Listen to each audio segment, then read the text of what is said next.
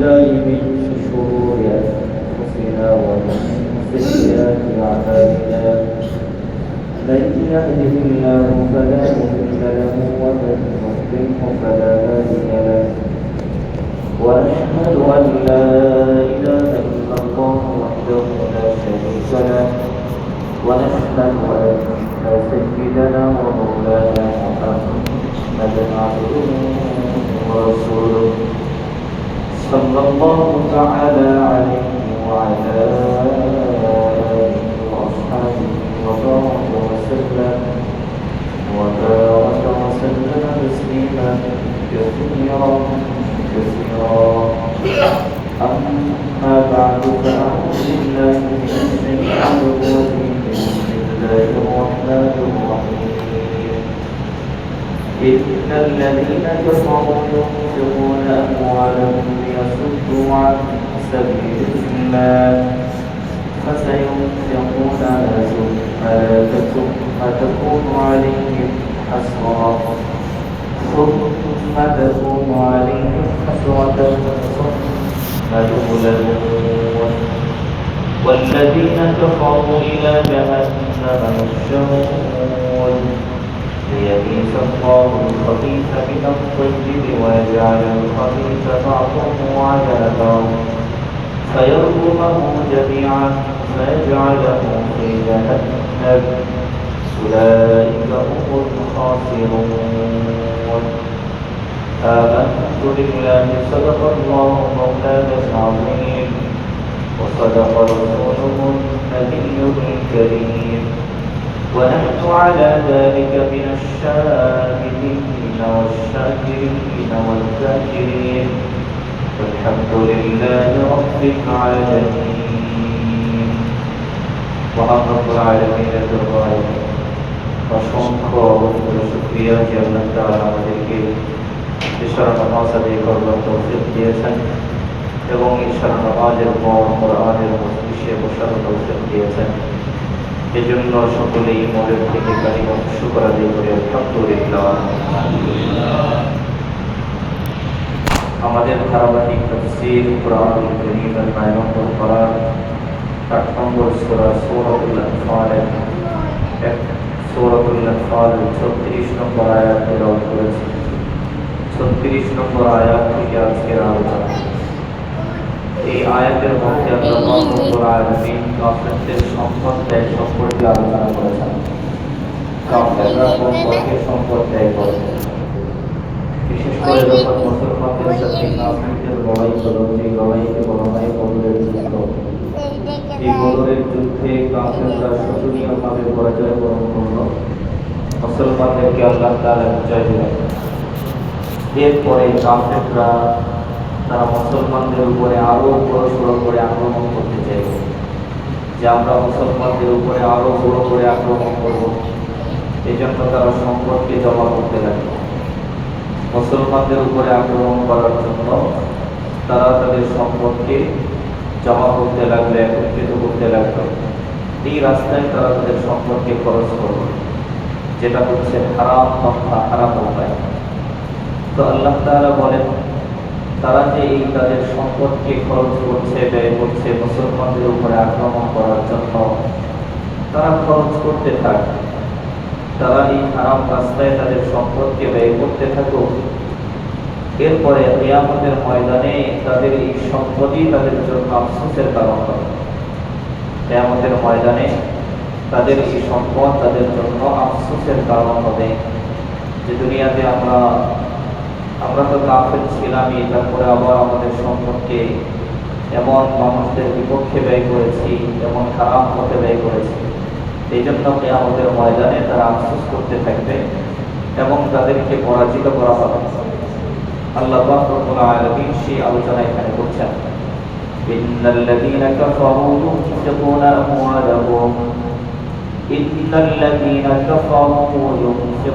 আমওয়ালাহুম নিশ্চয়ই যারা কাফের তারা তাদের সম্পদগুলোকে খরচ করে। ইন্নাল্লাযীনা কাফারু নিশ্চয়ই যারা কাফের ইউনফিকুনা আমওয়ালাহুম তাদের সম্পদকে তারা ব্যয় করে। কেন ব্যয় করে? লিয়াসুদ্দু আন সাবিলিল্লাহ, আল্লাহ তাআলার রাস্তা থেকে বাধা দেওয়ার জন্য।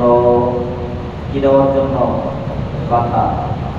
আল্লাহ তাআলার রাস্তায় যেন চলতে না পারে এই কাজে বাধা দেওয়ার জন্য তারা তাদের সম্পদকে ব্যয় করে। লিয়াসুদ্দু আন সাবিলিল্লাহ, আল্লাহ তাআলার পথ থেকে বাধা দেওয়ার জন্য তাদের সম্পদগুলোকে ব্যয় করে। আল্লাহ বলেন ফাসায়ুনফিকুনাহা, তারা খরচ করতে থাকুক। সুম্মা তাকুনু আলাইহিম হাসরা, এরপরে এই কাজটাই তাদের জন্য আফসোসের কারণ হবে, তাদের জন্য এটা পরিতাপের কারণ হবে যে হায় দুনিয়াতে আমরা কি করছি, নিজেদের সম্পদকেও হারাম পথে ব্যয় করছি। মুসলমানদের উপরে আক্রমণ করার জন্য ব্যয় করছি। আল্লাহ তাআলার রাস্তা থেকে মানুষকে সরানোর জন্য আমাদের সম্পদকে ব্যয় করছি। সুম্মা তাকুনু আলাইহিম হাসরাতান সুম্মা ইউগলাবুন, আল্লাহ বলেন অতঃপর তাদেরকে পরাজিত করা হবে। সুম্মা ইউগলাবুন, তারা পরাজিতই হবে। কিয়ামতের দিনও তারা পরাজিত হবে, দুনিয়ার মধ্যেও তারা পরাজিত হবে। মূলত এখানে আল্লাহ তাআলা কাফেরদেরকে বললেন, কিন্তু এটার শিক্ষাটা ব্যাপক। যারা হারাম পথে সম্পদকে ব্যয় করবে, হারাম রাস্তায় ব্যয় করবে, তাদেরকে কিয়ামতের ময়দানে পরিতাপ করতে হবে, আফসোস করতে হবে তাদের এই সম্পদের ব্যাপারে। একটা টাকা যদি আমি হারাম পন্থায় ব্যয় করি, হারাম পন্থায় উপার্জন করি, সেটারও হিসাব দিতে হবে। হারাম পন্থায় হারাম রাস্তায় যদি খরচ করি, সেটারও হিসাব দিতে হবে।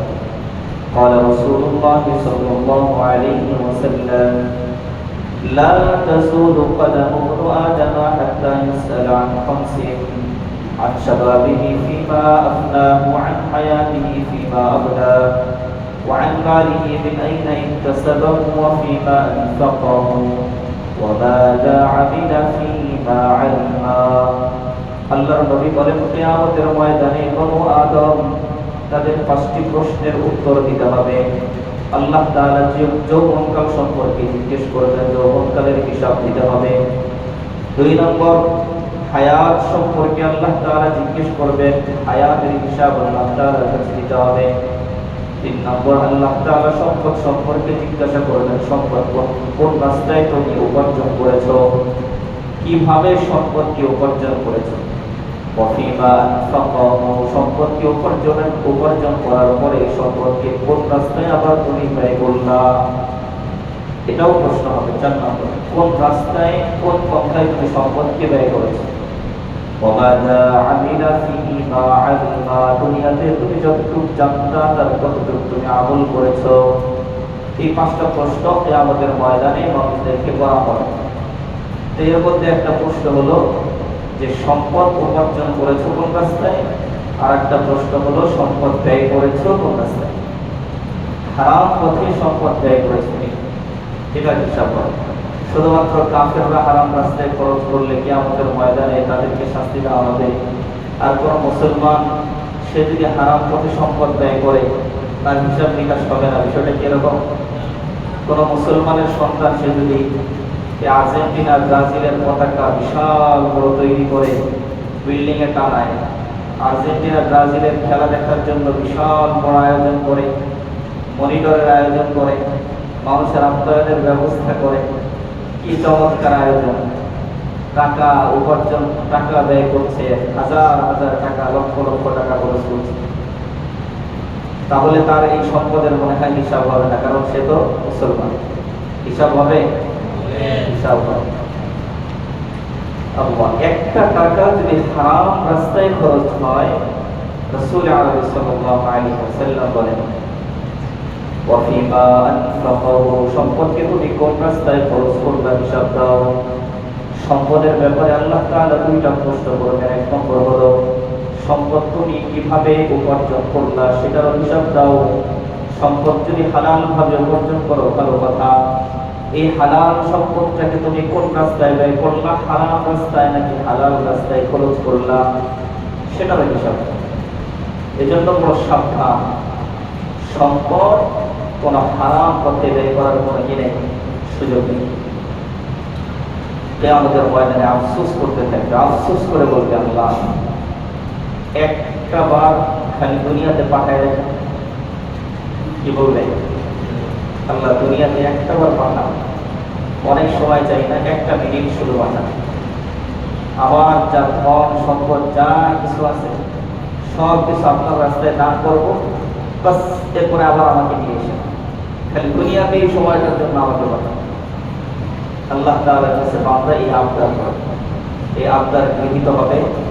হবে না। এই আবদার কবুল হবে? হবে না। আল্লাহ কি দুনিয়াতে আবার পাঠাবে? হবে না। কেননা আল্লাহ তাআলার কাছে বান্দা আবদার করবে, সব কিছু তো আল্লাহ বলেই দিয়েছেন। আমরা শুনতেছি যে কিয়ামতের ময়দানে আমি আপনি আফসোস করবো, আল্লাহ দুনিয়াতে অনেক সম্পদ আমি রাখছি, আমার অনেক সম্পদ ছিল, দ্বন্দ্বগুলো ছিল, সব কিছু আপনার রাস্তায় উৎসর্গ করে দিয়ে আসবো, শুধু এতটুকু সময় আমাকে দুনিয়াতে পাঠান। এই কথা তো আল্লাহ প্রেমী বলে দিচ্ছেন যে মানুষ এই তামান্না করবে, আশা করবে। এই কথা আমরা শুনতেও পাচ্ছি। সুতরাং এর উপরে যদি আমরা আমল না করি তো কিয়ামতের পরে আমি যত যা কিছু বলি আল্লাহ তাআলার কাছে সেটা মকবুল হবে? হবে না। কিয়ামতের ময়দানে বান্দা আফসোস করবে, পরিতাপ করতে থাকবে, হায় দুনিয়াতে আমার যে সম্পদ ছিল হারাম রাস্তায় ব্যয় করলাম।